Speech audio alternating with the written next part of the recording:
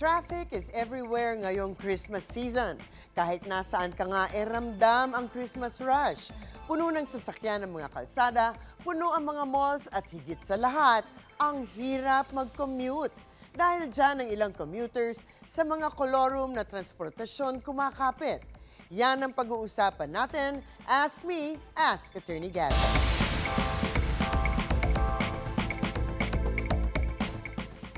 Attorney, para sa kaalaman ng lahat, ano po ang sinasabi ng batas tungkol sa mga kolorum na sasakyan, mapa motor, kotse, jeep at iba pa? Kailan ba masasabing kolorum ang isang sasakyan? Well, as a general rule, ang mga vehicle na magsisilbi sa general public ay dapat merong permit or prangkisa or authority mula sa LTFRB. So pag walang permiso, ito nga ay tinatawag na kolorum. Maaari itong pribadong sasakyan na namamasada, isang PUV na namamasada sa labas ng kanyang aprobadong ruta, yung mga lumalabag sa designations niya.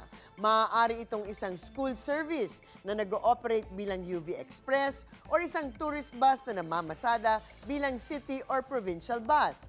Maaari din na expired na ang CPC or permit pero namamasada pa rin. Usually, merong mga tinatawag nating telltale signs na masasabi nating kolorum.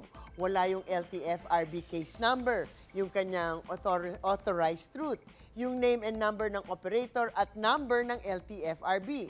Kung ito naman halimbawa ay UV Express, naku, madilim ang tint nito para hindi mahalata na nagpapasakay ito ng mga pasahero. Besides, bawal ang UV Express na may tint ang mga bintana. Hindi nakatamang uniforme ang driver at kung may designated route na nakalagay sa kotse, nasa ibang ruta to. So ito yung makikita natin kung kolorum nga ba o hindi ang isang sasakyan. Pati ba yung mga tumatangkilik na mga ito ay may kakaharapin din? Well, sa alam ko, wala naman at dapat naman ay wala talaga.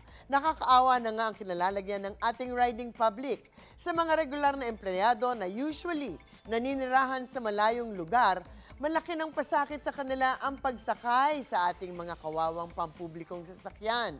They lose so much time sa pag-iintay ng sasakyan, ang pagtatagal sa trapiko, pagkatapos ng mahabang araw sa trabaho. So hindi na sila talaga dapat parusahan at pahirapan pa kung nagkamali pa silang sumakay sa isang kolorum na vehicle.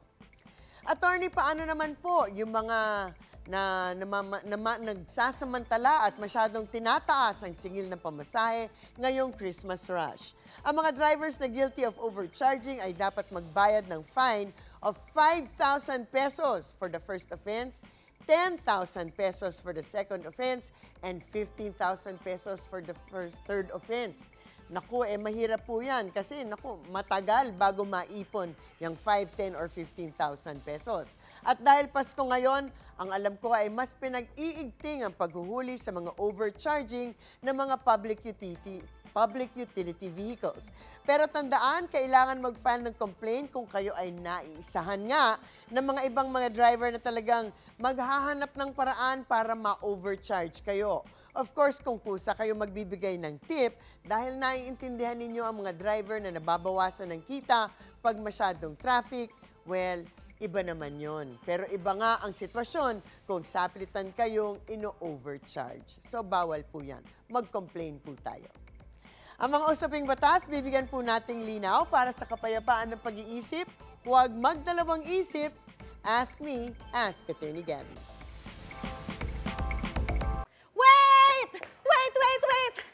Wait lang! Huwag mo muna i-close. Mag-subscribe ka na muna sa GMA Public Affairs YouTube channel para lagi kang una sa mga latest kwento at balita. I-follow mo na rin ang official social media pages ng Unang Hirit. Thank you! O sige na!